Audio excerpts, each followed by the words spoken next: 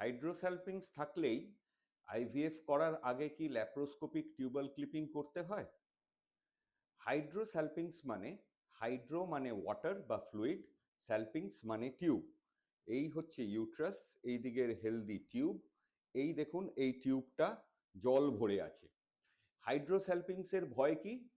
এই টিউবের ফ্লুইডটা toxic fluid বা ভ্রূণকে খারাপ করতে পারে। এখান দিয়ে গিয়ে জরায়ুর ভিতরে যখন ভ্রূণ দেয়া হয় সেই ভ্রূণটাকে খারাপ করার আশঙ্কা থাকে। তাহলে কি সব আইভিএফ পেশেন্টদেরই হাইড্রোস্যালপিংস থাকলে টিউবাল ক্লিপ করতে হয়? না, কখনোই নয়। কখন আমরা করে থাকি? সাধারণত পেশেন্টের যদি ইন্টারমেনস্ট্রুয়াল মানে দুটো পিরিয়ডের মাঝখানে ব্রাউনিশ ডিসচার্জ হয় তখন করা হয়।